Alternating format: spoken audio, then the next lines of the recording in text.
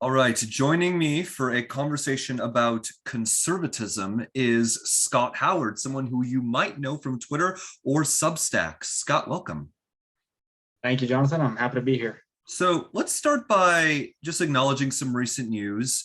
Ukraine has been, shall we say, kicking Russia's butt in recent days, and is this a what is this a testament to? Like, is it Ukrainians like strength and grit on the battlefield, or is it more, the fact that we in the US have been giving them the weaponry that they need?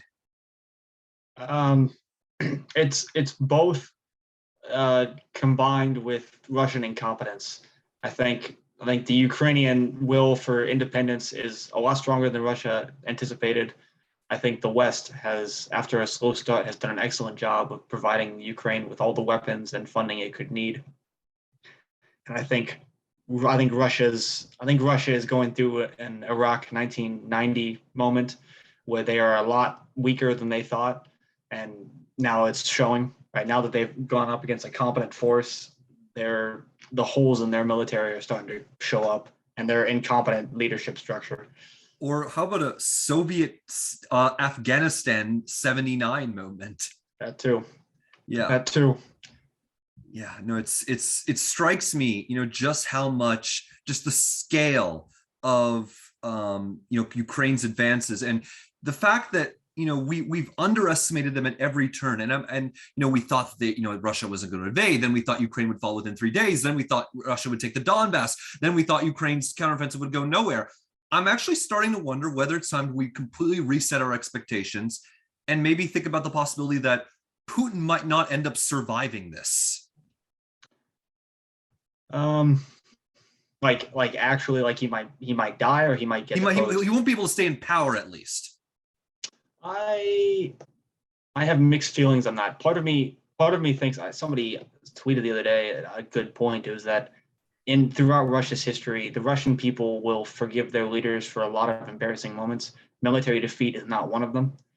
At every critical juncture in Russian history, a deposing or a change in government or a change in government style is usually been preceded by some catastrophic military defeat, which, if Russia totally loses this war, which it looks like it's on track to do, will classify. Yeah, this is feeling like a Napoleon Russia moment. True. That is another good example. Yeah, exactly. No, I think Putin. I think the odds of Putin. I think it's about 50-50 on whether he'll remain in power after this. That's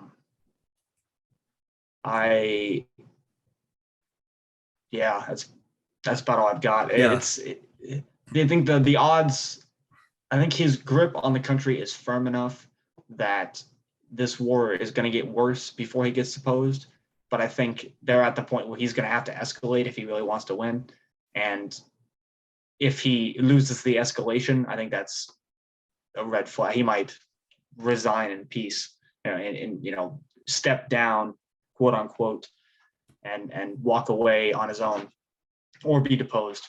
And if he's deposed, I'm not sure what would replace him. So yeah, I don't think anyone's sure who would replace him.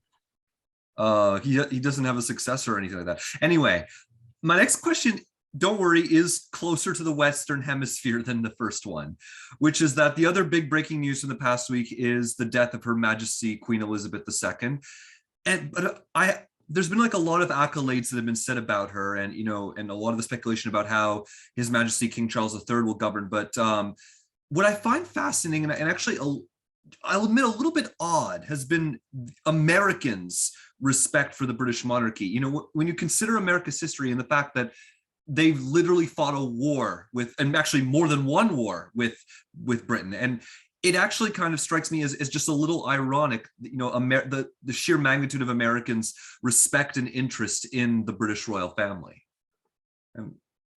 So I've got a positive take on that and a negative one. I'll start with the positive one. I think that the 250 years that have passed since the revolution, the Anglo-American relationship has shifted dramatically, and I think Queen Elizabeth has been in power for so long and has served as both a unit of stability in the UK and as a constant for American-British relations, that our opinion of her and the royal family, as an extension of her, has become a lot more positive. That's my positive take on it. My negative take on it is that if you look around America today, especially, we are increasingly driven by celebrity worship.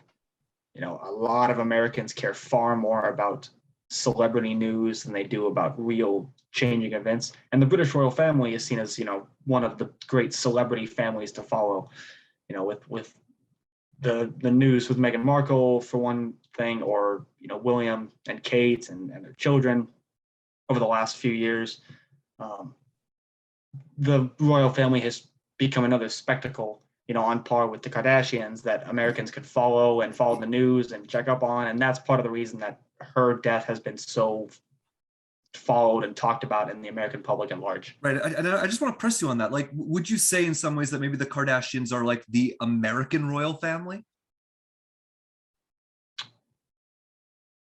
In a sense, they are American royalty. I think America is because we don't have a royal line tied to government, we end up with American royals that are just, big brand, big name celebrities. And occasionally you get families like that. So I think the Kardashians certainly are one example of that, a family that's famous for being famous, and that everybody, follows their every move. Yeah. Even if it's irrelevant in the grand scheme of things. Right. My perspective, like as a Canadian, has obviously been a little bit different, considering that for the past 70 years, she was our head of state. That's sort of how sort of a parliamentary constitutional monarchy tends to work, is that you have like a locally elected government, but the symbolic head of state is in fact the British monarchy. And this is the case with and in several other countries like Jamaica, the Solomon Islands, Tuvalu, like all these countries have made the decision, at least for now, to retain the British royal family as their, and it's important to note that she's the head of state of the UK, and also at the same time the head of state of Canada and the head of state of these other, like each of these other countries. Like that's sort of the distinction that's made. But anyway, I mean, we've addressed two of the elephants in the room. The third and final elephant in the room that I think that's really going to sort of precede our whole conversation is the NatCon con taking place in the US with that's been going on for a few days. I've had friends like mine, like Cassie Dillon, who've been covering it. And you've had some big names like Ron DeSantis, Rick Scott, address the conference. And I'm just, what is it that's really led to the rise of national conservatism in the United States? And let's just sort of also take a moment to acknowledge the irony that Florida apparently is ground zero for national conservatism, given how much DeSantis, Rubio, and Rick Scott have dabbled in it. No, so I think the rise of national conservatism as exhibited today, and especially over the last couple years, but more broadly over probably the last 6-7 years, I think so. A couple things. I think the rise of Trump brought in so what I think happened. I think Trump's election and rise and ascension in the GOP, and then total takeover of the GOP as a party, sort of brought in room for that style of populism and populist thought. But because Trump himself has no actual governing philosophy, right? He clearly has no idea what he's talking about 99% of the time. The only issue he's consistent on is tariffs, and he actually doesn't have a reason for that. He just likes tariffs. So what I think this is now is an attempt to retcon some of what Trump said, but not all of it, but some of Trump's ideas, and backing up with an actual philosophical underpinning. And they're doing that by going overseas to Europe, where this style of nationalist conservatism is more prominent in a lot of nations. And so they're that's why they are in love with Viktor Orban. Right. So they see Hungary as a model. Yeah, and so would it be fair to describe, I mean, like national conservatism as essentially Claremont Trumpism? In the sense that it's giving. You could say. Yeah. You could say Claremont Trumpism. I call it European conservatism because that is what it is. It's not. None of the strains of philosophical thought that they draw on for their policies or their ideas are particularly don't really have a tradition in America. They have a rich tradition in Europe, and Yeah, like they still influence contemporary European right-wing parties across the continent. So Sweden, for it's example, which more might have just elected such a government seat, but by one seat. by one I seat. think it's the thing is one center right, one seat center right government. But yeah, Sweden, Germany has a history of this, both good and bad. France Hungary, is Poland. conservatism. Hungary, Poland, really a lot of Eastern European nations. This sort of strain of conservatism Right. is potent. So it's more an importation of that. Yeah, and I wonder what the legacy of communism has to do with that, considering that much of that area, at least a part of it was under communist rule for a long time. I'm wondering what that does to your national politics. That's a good point. I mean, Poland.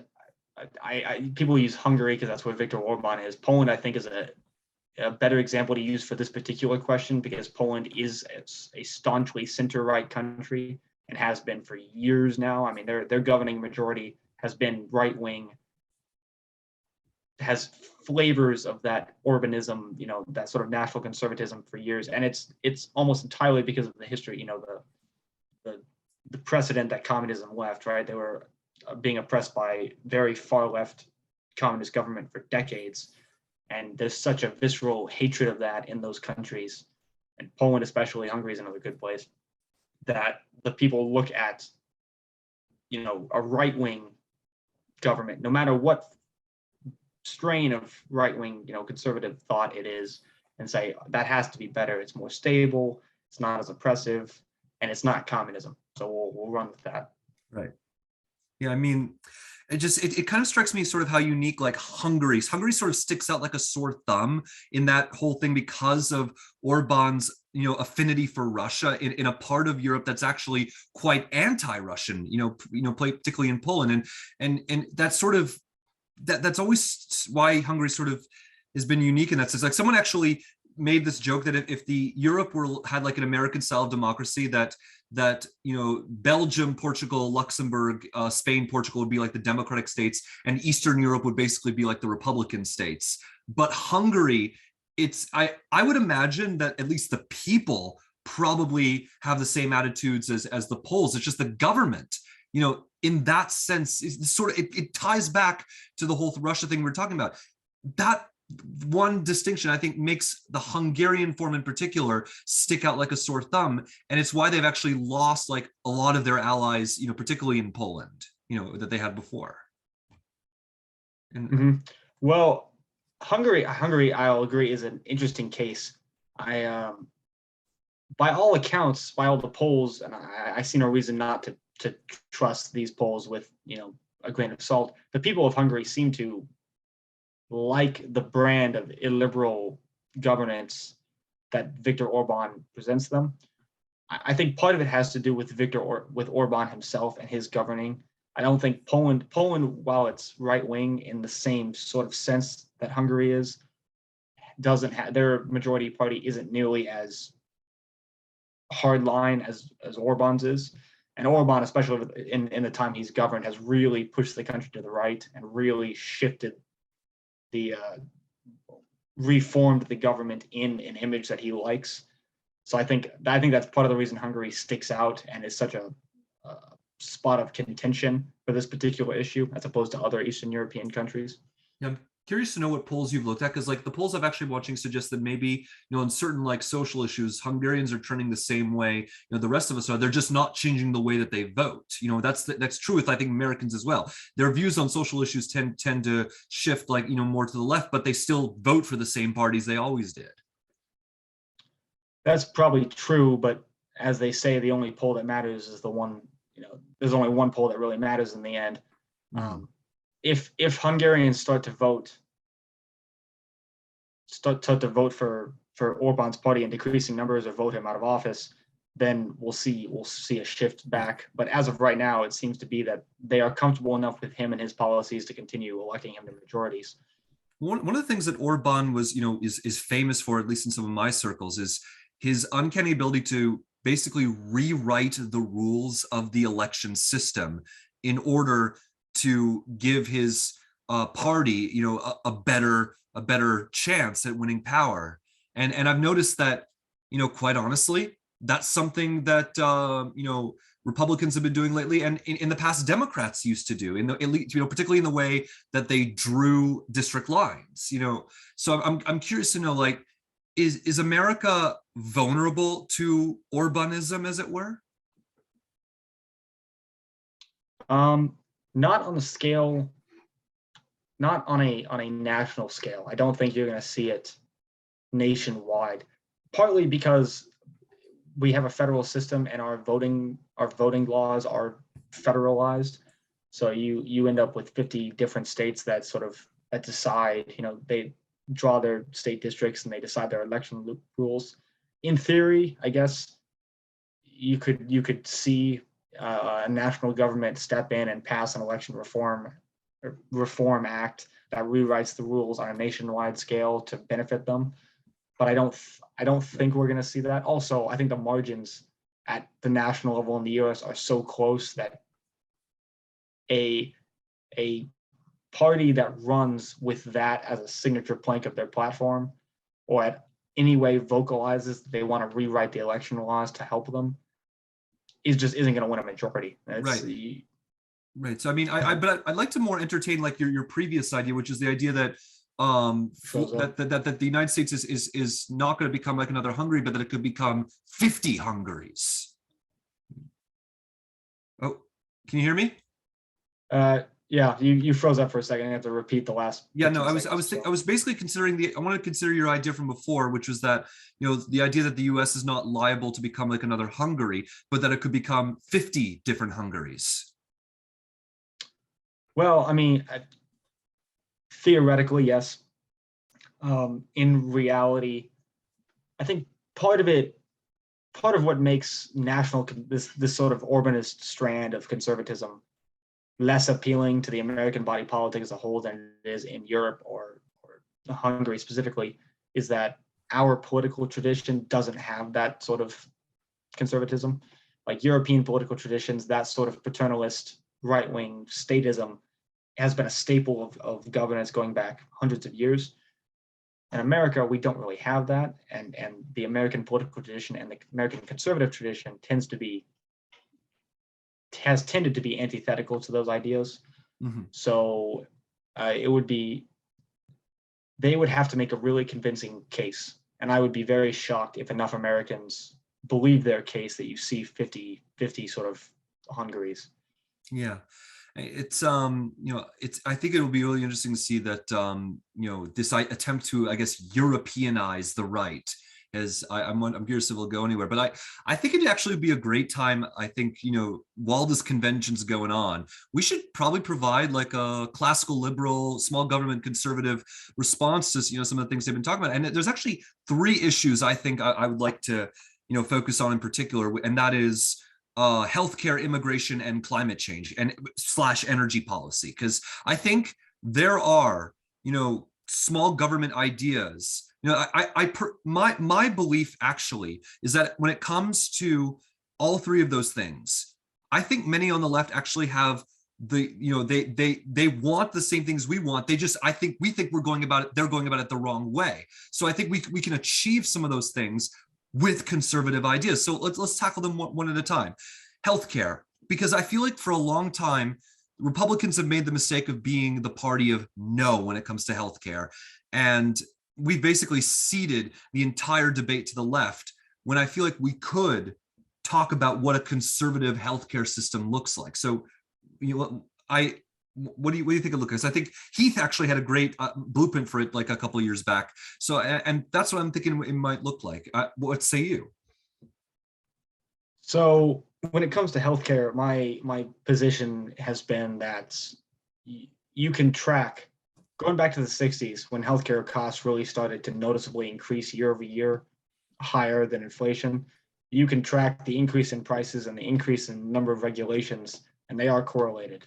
And I think too many Republicans fail to make the case effectively that the reason healthcare costs are so expensive is because the government has gotten so involved. If we made that case better, I think more Americans would listen to it. And I think the best way to reform healthcare is to first fix what we've done wrong, not just add to the pile. Yeah. So I think in terms of like drug prices are a great example. We here in the U.S. it is near impossible to import drugs from other countries because of the way the FDA is set up and the way our the market is set up. It's for sure. internalized. So buying domestic prices. Patent law is screwy. So certain drugs can only be produced by one company. The companies have a near monopoly on production, And tort which law. means that and tort law. So I think reforming that and reducing government involvement in certain markets like that would go a long way to reducing prices overall. And I think we should start by saying, all right, we're going to get government out of the way. We're going to reform these markets. We're going to reform the insurance market, and we're going to repeal some of the laws that incentivize connecting insurance to jobs, because that helps drive up the prices. Because healthcare companies and hospitals can't tell you how much it's going to cost until they know what insurance you have, which is dependent on what job you have, which is a very, very awkward system that has been propped up entirely by government regulation. So I think our first step should be saying, all right, we're going to liberalize and reform and deregulate a lot of this stuff, and then we'll see what happens, and then we'll go from there.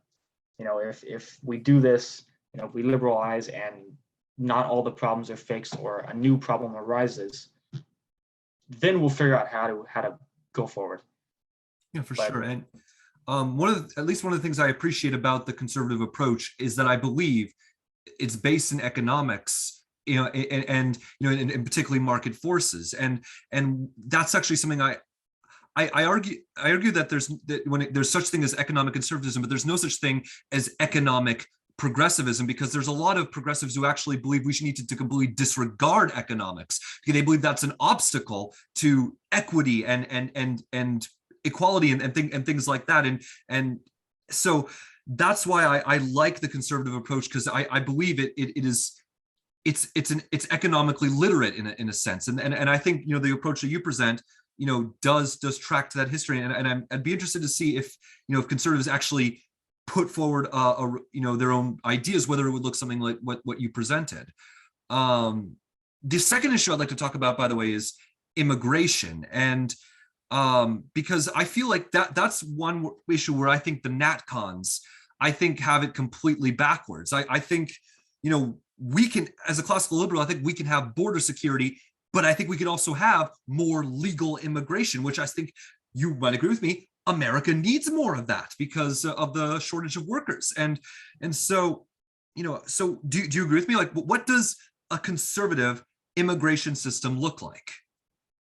Well, one of my issues with one of the issues I have with national conservative approaches to immigration is that, especially in recent years, they have totally just shifted away from the typical conservative position, which has been that illegal immigration is bad, legal immigration is good, and we need more border security to stop the former, right? And now they seem just anti-immigration entirely. I agree with you that immigration is good from an economic standpoint, and also just as a matter of principle, it doesn't make a lot of sense to me anyway, especially with America's history. Like, the American tradition and American history has been built on the back of a lot of immigration. That is a core tenet of the American identity.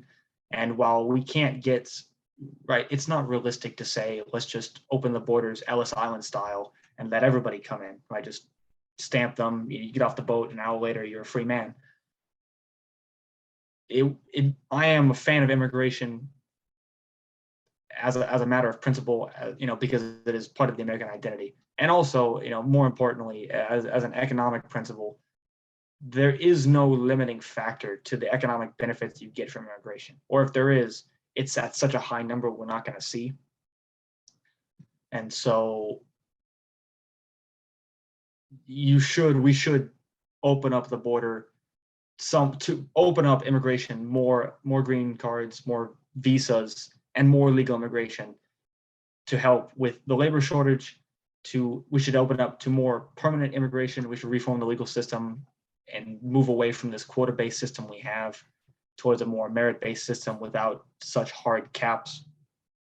And then we need to reform the system to make it faster, because I looked it up the other day. I don't know what the number was. I think the average wait time for an immigrant, an application of citizenship is like 4 or 5 years, which seems long to me. I suppose there are arguments for why you would have to wait that long, but we should seek to shorten that and make it easier for people to apply for citizenship and get citizenship once they show that they're responsible.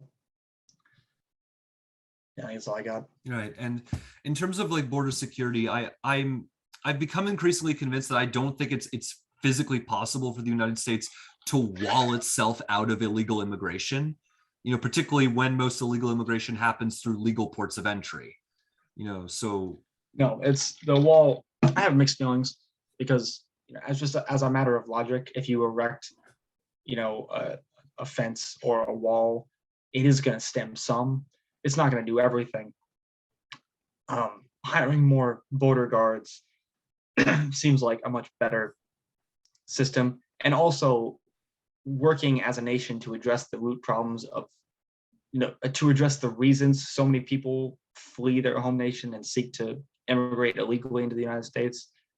That doesn't have to mean we, spend loads and loads and loads of foreign aid, but I think that part of the issue, this is something we do in every issue we talk about, is we talk about the symptoms of the issue rather than actually taking the time to address the root cause of the issue. So in terms of the mass illegal immigration, right, we talk about how to, fence them off and keep them out of the country, which is part of the solution. We should find better ways to do that. But part of the solution is also going to be going to the nations where these people are fleeing and trying to figure out why they're fleeing and figure out what we can do as a nation and as an international community to make their lives better there, so they don't seek to come here. So that so many of them don't seek to come here, actually. Yeah, and I will try to be honest. Like, for me, this is also a matter of principle. It's a matter of like, what's economically sound. But I will admit that, I do have some history when it comes to that. There was a period in which America, went through a period of closed borders, like much like the rest of the Western world. They just closed their borders, made it impossible for people to immigrate here. And it just so happened that it took place at, right before and during a time when a tyrannical government in Europe was murdering millions of people. And, so for me, I know that there are consequences when countries close their borders, and reject immigration completely. It sounds politically savvy, but I will admit that I have history when it comes to that.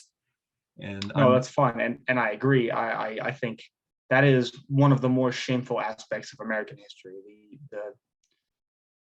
The exclusion of Jews fleeing from Europe in the 30s, when it was clear that there was a danger to their livelihoods and their lives, is just a shameful policy that we should not have engaged in. And immigration, in general, immigration is a good thing.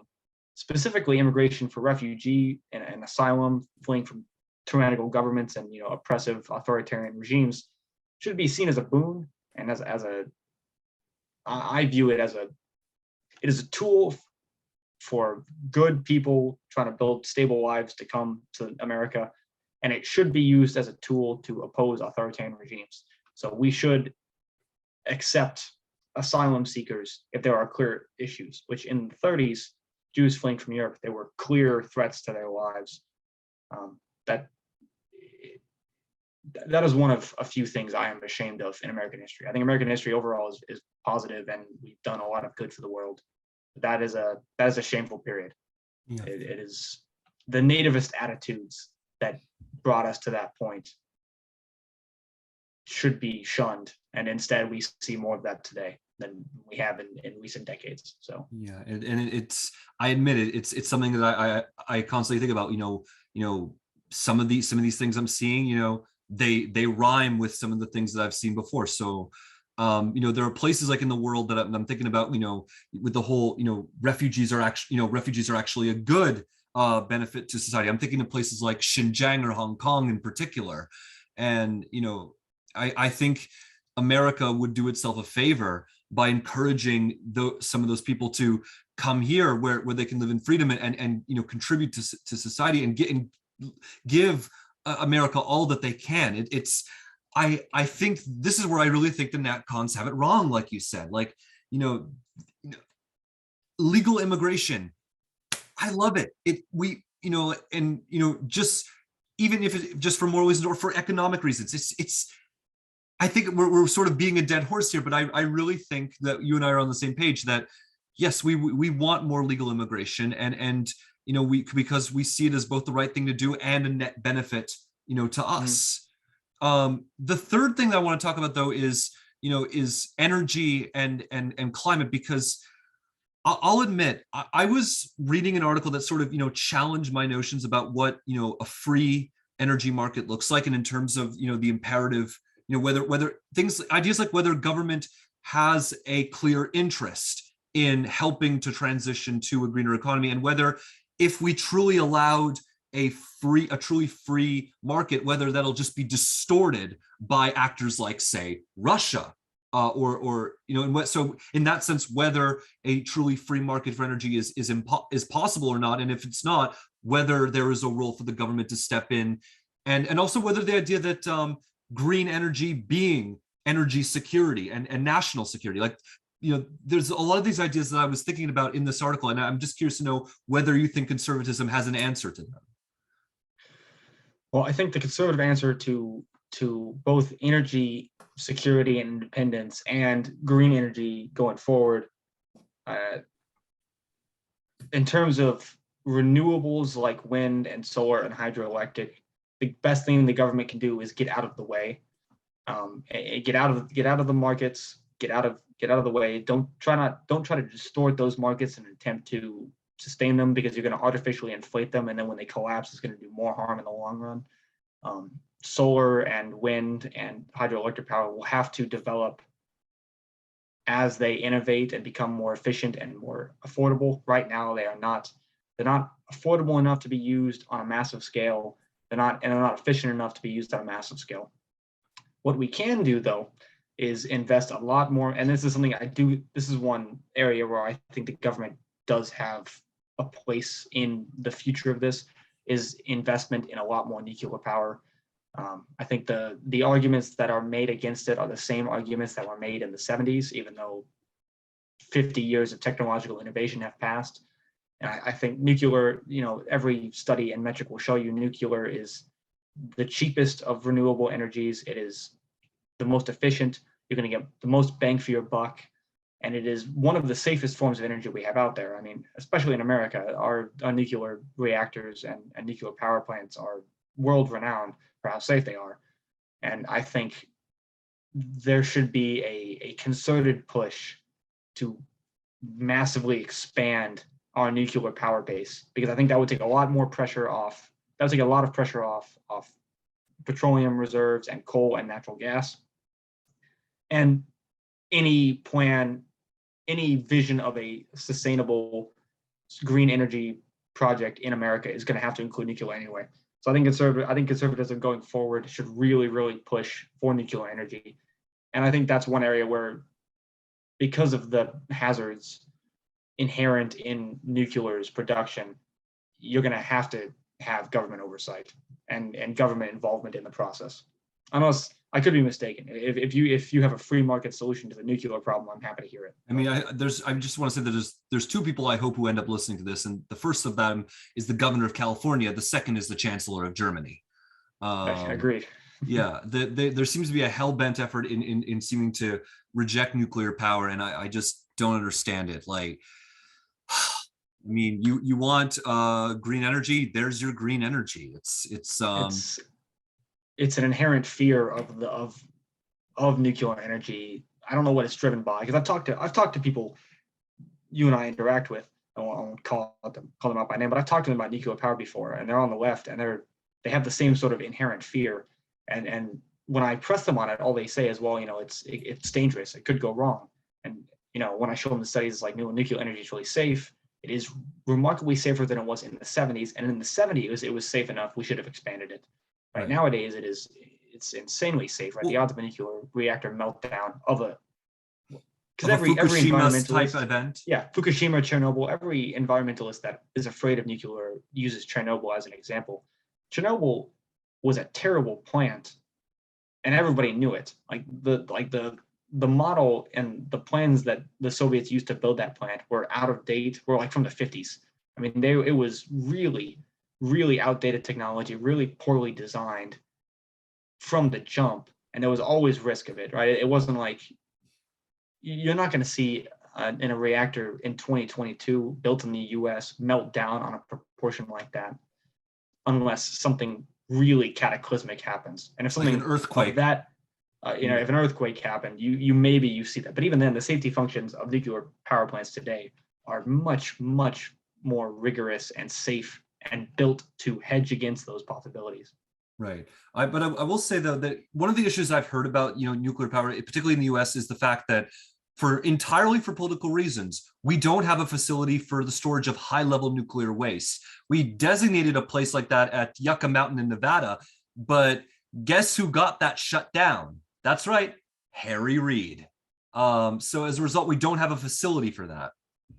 No, and that's part of that's going to have to be part of the political push. It's going to have to be, you're going to have to get to a level where conservative politicians in Washington are not afraid to invest in nuclear energy, and conservative politicians both in Washington and at a state level are not afraid of the storage of nuclear waste, because it's by the numbers. I don't remember I wish I had a fact sheet on me, but by the numbers, nuclear waste is remarkably easy to store, and most nuclear waste can be recycled and reused to produce more energy. Like by the time it's so burnt up that you need to dispose of it safely, there isn't as much, there's not like the levels of radiation coming out that are not what people expect or imagine when they talk about radioactive waste.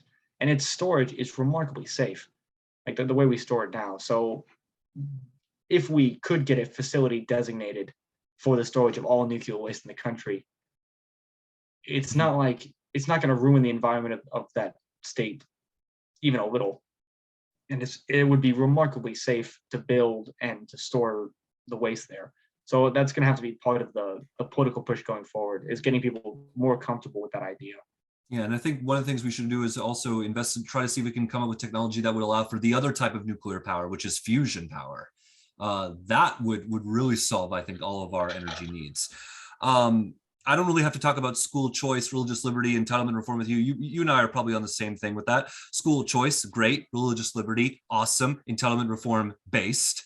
All excellent ideas. All things that should be staples of the conservative movement going forward. So I guess we should really talk about like the election coming up, where things are really heating up, and we've got a flurry of polls that are coming out of various races. We've also got a lot of elections that are completely underpolled, and one of the things that it seems to be happening right now is that Biden appears to have made the decision to go scorched earth against the Republicans, and he appears to be looping guys like you and me in with the MAGA crowd. And I think this would be a really great time for Biden to talk about the Electoral Count Reform Act, yet he's just given campaign speeches in what's supposed to be the greatest threat to American democracy speeches. And I'm just wondering, why this has happened. The guy who said he was going to unify us is now just taking the tack that he is. Well, partly because Republicans have handed him the ammunition that he can to do it with, and partly because Biden is not. I think this is my take on Biden, is I think in his heart of hearts, he is the unifier that he sort of portrays himself as. And I think independent of outside influences, he would probably work like that. But he is beholden, as this was proven with the student loan fiasco. He is beholden to the left side of his base because the people around him are the left side of his base. And so he is been encouraged by bad voices around him to swing out against MAGA and then to lump in other Republicans as part of that. And I think a part of that, just to be completely cynical, a part of that is that a lot of people in the Democratic Party don't actually care. Like they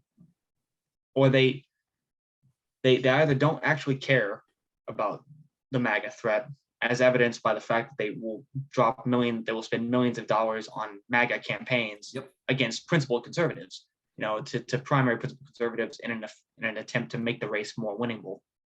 Or, and this is some, not all, I'm not going to lump everybody on the left in, but there is certainly a strain of left liberalism and progressivism that really does not make any distinction between people like you and I and people like MAGA.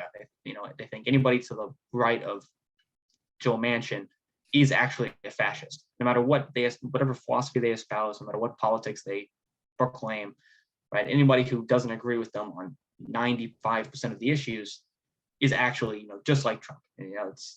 It's no different, and you see that appear in the media sometimes when they talk about DeSantis as a worse Trump, or the next Republican is always worse than the last Republican, no matter who the people actually are. It's always the next guy is worse. The one thing I'll say about DeSantis though is that I don't know if whether he's not whether he's like a mini Trump. I certainly think he thinks he's a mini Trump, is what I'll say. So I've vocally changed positions on this in the past. I don't think DeSantis is a mini Trump, and I don't even think he thinks he's a mini Trump. I think I think at one point he was a right of center just a pretty standard conservative. Yeah. I think he's a very shrewd politician who has his finger on the pulse of where the GOP is broadly, and I think he wants to win. So I think like his appearance at the NatCon convention, for example, I think is him trying to curry favor with the GOP base and with what he views as the intellectual bulwark of where the GOP is going. Yeah. So I think he's just shrewd more than anything else. I think he wants to win no matter what he has to say to win. Yeah. I think his decision, by the way, to not to endorse Brian Kemp in his primary, to me, raised eyebrows for me, because I felt like it could have been a great opportunity to make a clear line between him and Trump in that regard. And it would have been a very easy win for him, given where the polls were. No, certainly. That boggles my mind. His embrace of Doug Mastriano and Kerry Lake is two just mind-boggling moves by him, because it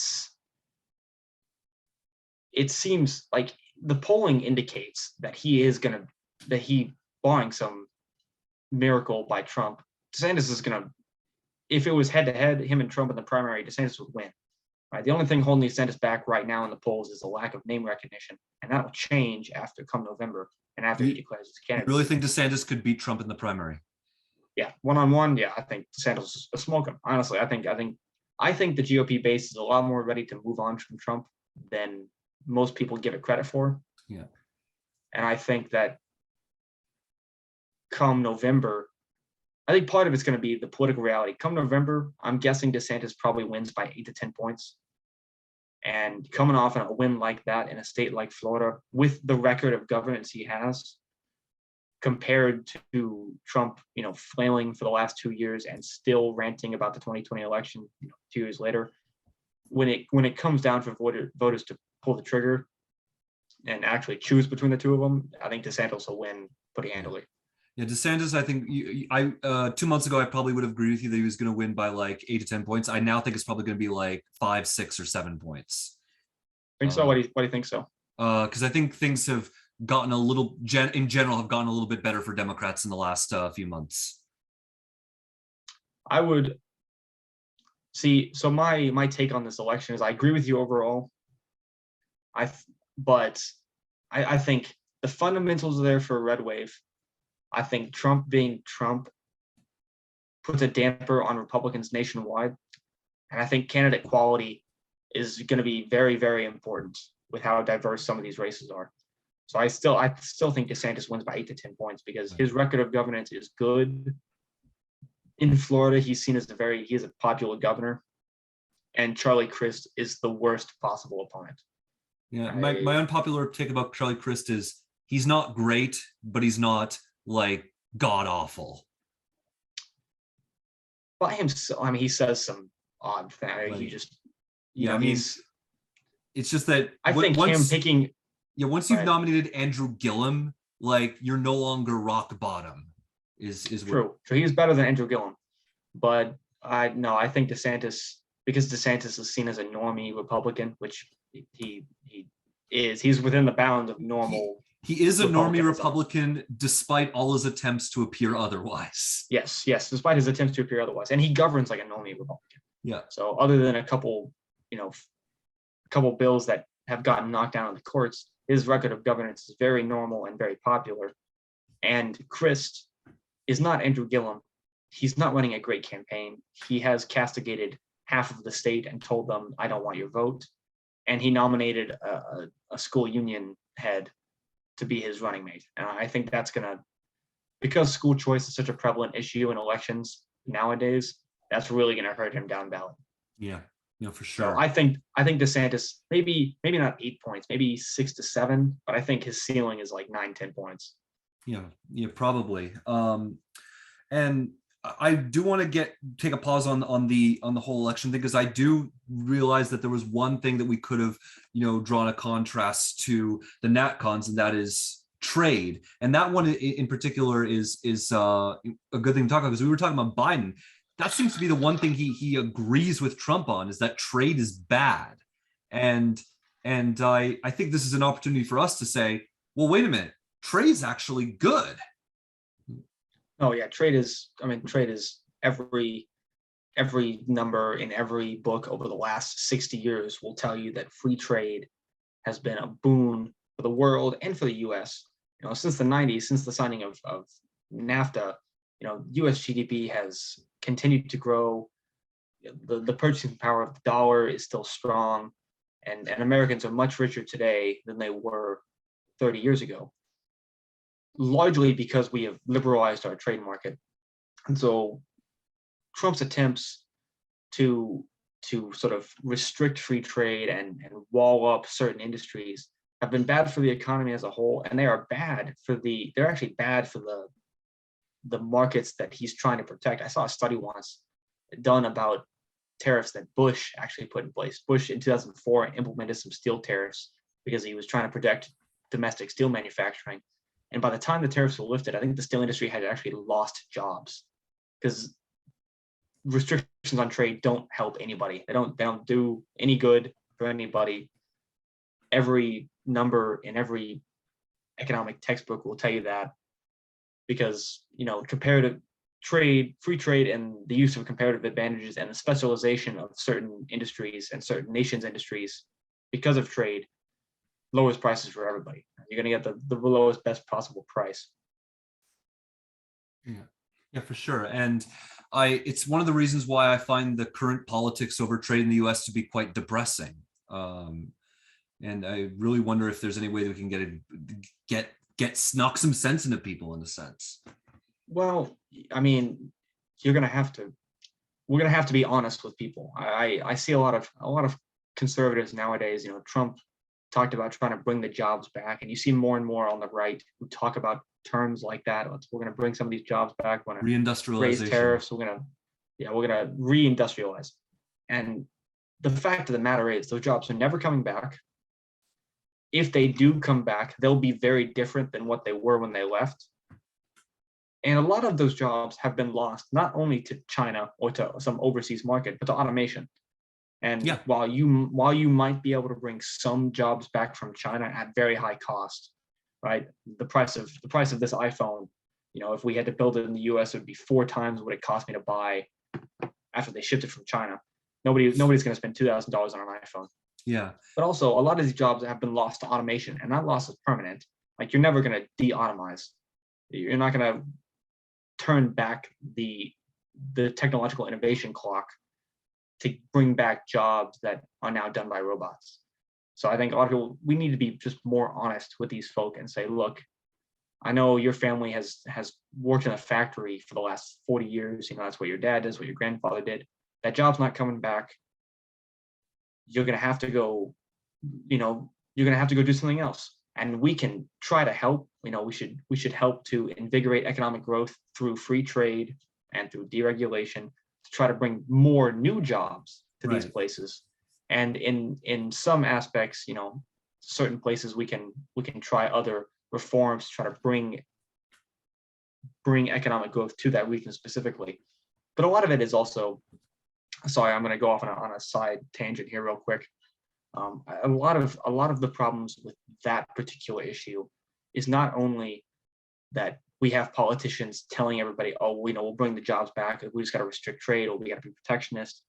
It's also a cultural issue in America where people are more and more inclined to believe that they are entitled to certain things where they are, and that if the thing isn't there, it should be brought to them instead of them going out to go look for it. So, people talk about people in these small Midwestern towns where the factories left and the industries all died, and they don't have as many jobs, and they feel entitled to a job, and that job should be brought to them by any means necessary. And we're gonna have to be honest with them and say, no, look, that job's not coming back. And it is incumbent on you as an individual to realize that and to go seek your fortune somewhere. Right. And because that is, go ahead. Yeah, I was gonna say, one of the things I feel would actually be helpful is actually in an ode to what you were saying about getting the government out of the way.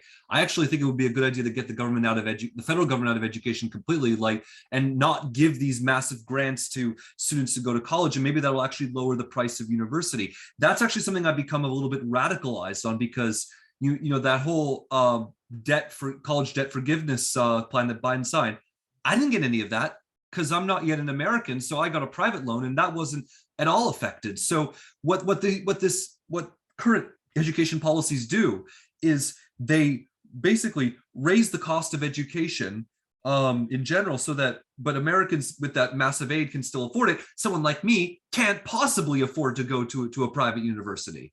And so that's one of the reasons why I've sort of gotten radicalized on that, and why I actually think, it might actually help someone in that situation to be able to afford to upgrade their skills if the government just got out of the way. Well, I mean, that's absolutely true. And that's another example of government making a problem worse by trying to solve it. The reason college prices are so expensive is because for the government for the last 30 years has just written a blank check to every person going to college and saying, you know what, you can just get more loans. If the price goes up, you can just get more loans. There's no cap on loans. We'll back your loan, ad nauseum. And like every other market system, because they are subsidizing the education, the colleges are saying, all right, well, if you're going to subsidize, we'll hike prices. Why not?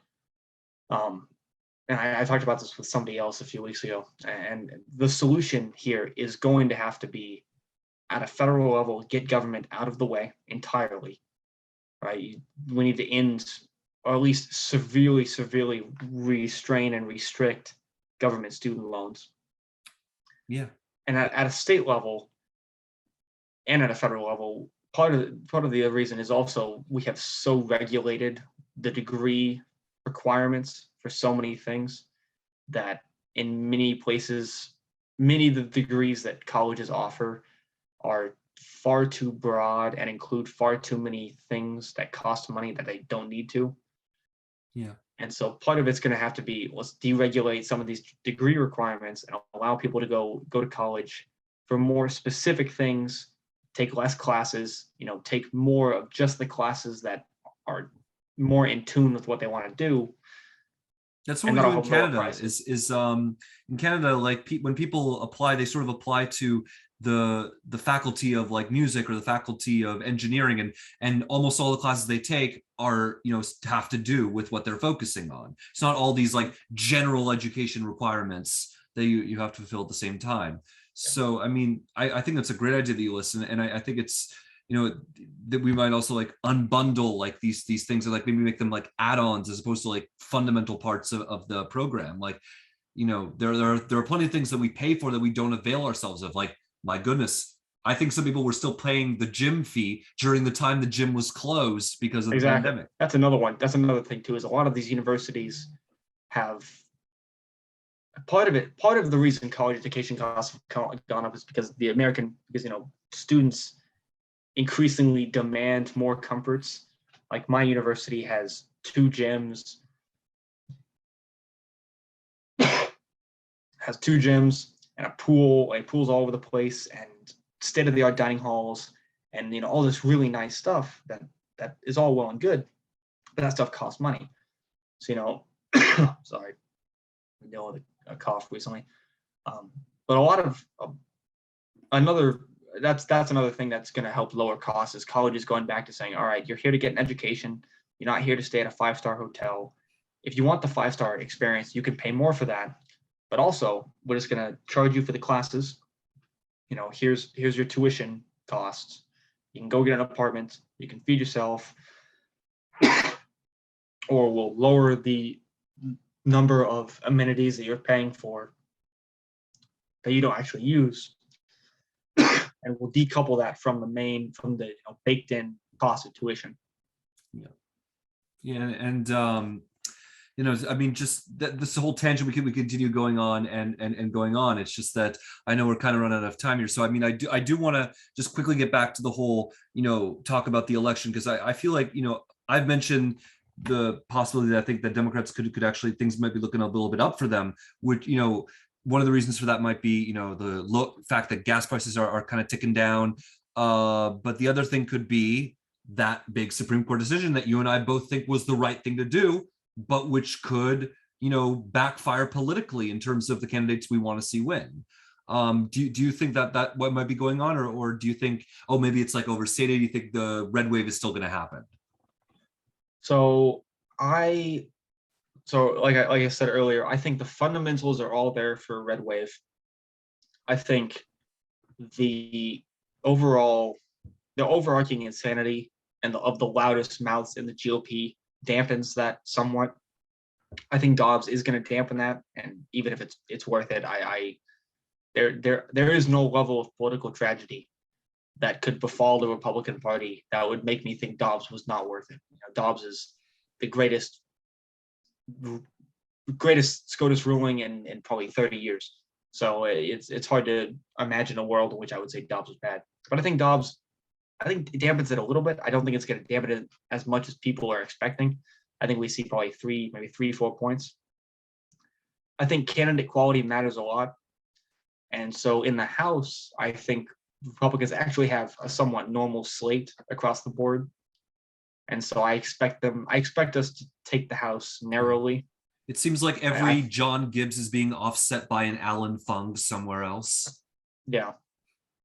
So I think we'll be all right in the House. It's not going to be as large as it could be, because we have missed the chance to really capitalize on this wave for numerous reasons. In the Senate, however, I think it is a toss-up to see who wins the Senate. I think the GOP's candidates are across the board are by and large terrible in a lot of key states. And so it remains to be seen if fundamentals overcome that. Now, I will say, as with every other election, the polling is going to tighten up a lot post-Labor Day. So it'll be interesting to see over the next month what some of the polls start to say about how GOP candidates are showing.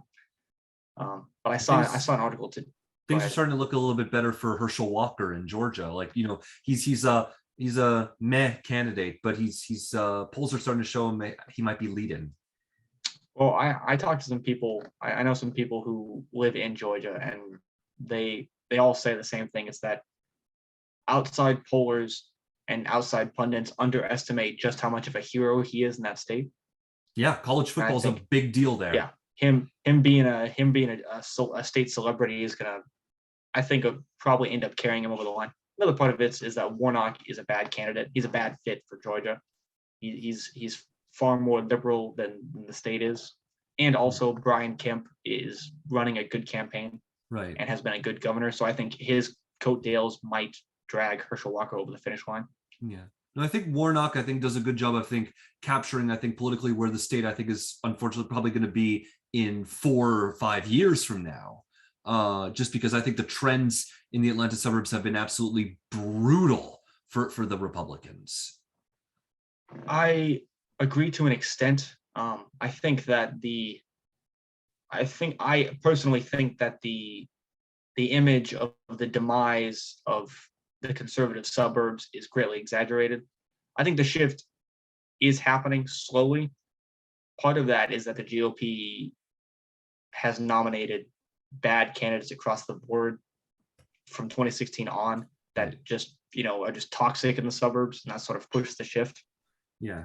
But I don't think Georgia is going to be I don't think it's going to be a blue state in 4 or 5 years. I think it could be in 15 years. But I think like Kemp shows how to run a good conservative campaign and win. I think he'll probably win by 4 points. Right. I personally think Kemp will probably do better than that, but because I don't know. I mean, he seems like he's do like Stacey Abrams is not running a great campaign. Kemp is running a great campaign, so I honestly think we could see him win potentially in DeSantis territory. But I mean, if Herschel Walker does end up winning, I think it might be the first time, I think since 2012 or 2014, that I think Republicans actually improve upon their numbers from like the previous election cycle in Georgia. Like that's sort of how brutal the trend I think has been, overall. Oh, really? Wow. All right. Well, then maybe you're right. I mean, but it could happen. Be the case. I mean, like I'm sort of comparing like 2012 2014. I think 2012 2014 it was like roughly the same, but then 2016 got more left wing. 2018 it got more left wing. 2020 it got more left wing. Then the Senate race it got more left wing. Like that's sort of like how like the trend has kind of been linear, but it's not always linear. Like Herschel Walker I think could win. I really think. Well, I think that trend has been driven in large part, like you said, by the suburbs surrounding Atlanta, and I think a lot of that, not all of it, because the suburbs have been trending left for a while now. Like this trend has been, you can track back, but I think a lot of that trend has been driven by Trump. I think his brand of politics is toxic overall, and is particularly toxic in the suburbs. And I think that has showed up in every election since 2016. And in Georgia specifically, that Senate election in late 2020, Trump did tell his voters to stay home. So he single-handedly cost Republicans that seat. If he hadn't said the election was rigged, don't even bother, I imagine David Perdue. Kelly Loeffler. Kelly Loeffler was the one running against Warnock. I imagine Loeffler might have lost anyway because I don't think voters don't take kindly to scandals, and that she had that investment scandal. But I think David Perdue would be a senator today if Trump hadn't told people to stay home. So right. I just think, by the way, from what I'm hearing, the race is so brutal that whoever wins, whether it's Herschel Walker or whether it's radical liberal Raphael Warnock, I think the election is probably going to leave both candidates feeling so bruised that whoever ends up winning will probably retire in 6 years. Oh, I imagine Warnock, especially because, I mean, if he wasn't running against Herschel Walker, he'd be losing every poll. Right? If Republicans had nominated the less controversial candidate, and Herschel Walker, honestly, I think will probably retire after 6 years. And I hate to be this frank, but I just don't think he has the long-term health to stay a senator past that. I mean, I think he's. My thing has been like he's a celebrity. Like I don't underestimate like how big of a celebrity he is. I think he's a poor campaigner. I've heard. I think from the national profile that might be the case, and the clips we see look bad. But I think from stories I've heard on the ground, I think his campaign is actually he's run like a normie Republican, even if he's done it poorly and has serious slip-ups sometimes, whether it's having 5-6 undisclosed secret children, or saying that he's a good case study for mental health causes, or other things that he's said that just boggle the mind. I think he's run a subpar campaign, but I don't think it's as bad as some people think. Right. I mean, we could spend like all day talking about the state I'm about to move to in the winter, but I mean, it'll be interesting to watch. The big thing to keep in mind though is that there's a possibility that no one wins on the first round because Georgia has this law that no one gets above a majority. It goes to a second round. True. If nobody wins in the first round, then I think Warnock's chances of winning increase. Because I think without Brian Kemp on the ballots, Walker will do worse. Yeah. So I think Walker. His I think best Walker shot has is a winning chance it to- on the first round. Yeah, is winning is breaking 50.1% and just clearing the ballot then. Because if he has to go round 2 and all of the focus is on that race, then I think Warnock stands a much better chance independently. Because I think while Kemp might help carry Walker over the finish line, Abrams is not doing Warnock any favors. Abrams is running a really bad campaign. So I think if they have to go to a second ballot and it's just the two of them, Warnock's chances of winning go up considerably. Yeah, I mean, we could talk about the horse races like, all day. I mean, I know you probably have stuff to do. I know I probably have stuff to do. I just but I guess I just have like one more question I guess we can close out with is this is actually something I've become gotten the habit of asking my guests at the end of a conversation like this, which is there anything that you've seen that gives you optimism for the future of the Republic? Yes, actually, I tweeted something a couple months ago that I got a little bit of traction, and I stand by it. I said that based on interactions I've had with other young folk like yourself and other people we interact with, people in their 20s that think about these ideas and that talk about these ideas, I think the next 50 years are going to be tough because we're about to hit a patch where there's a lot of tension and turmoil coming from both sides. But I think we're going to see a revolution and a renaissance in thinking about these ideas and talking about these ideas and sort of formulating them. And I think in the long run, we'll be all right. Because I think that there's another batch of thinkers, and this could just be biased. I think there's a batch of thinkers coming up that is ready to embrace some of these challenges and really start to tackle these problems head on instead of just batting them around like past generations have done. So I do have optimism. I think it's gonna be a rough road. I think the next 50 years are gonna be tough, but I think intellectually they're gonna be really exciting, and I think we're gonna see some really novel and new and good things to come out of that. Sure. Scott, thank you so much for joining me. I want to give you a chance before we go, I guess, like to just plug anything. Like, where can people follow you, and what can people like sign up for to see your writing and stuff like that? Perfect. All right. So thanks for the plug. My name is Scott Howard. You can find me on Twitter at Conserva Muse, and then on Substack I am the Conservative Muse. So I write there. I try to publish things twice a week. My musings on conservative ideas and where I think conservatives should go in the future. Please follow me on Twitter and on Substack, and I appreciate all the accolade, all the follows I can get. So yeah, you heard him, guys. Follow him around and well, not follow him around, but follow him and read what he has to say, because I think it's some pretty good stuff. And anyway, Scott, thanks for coming on. Thanks for having me on. I'm hopefully we can do this again sometime. For sure. I'd love to.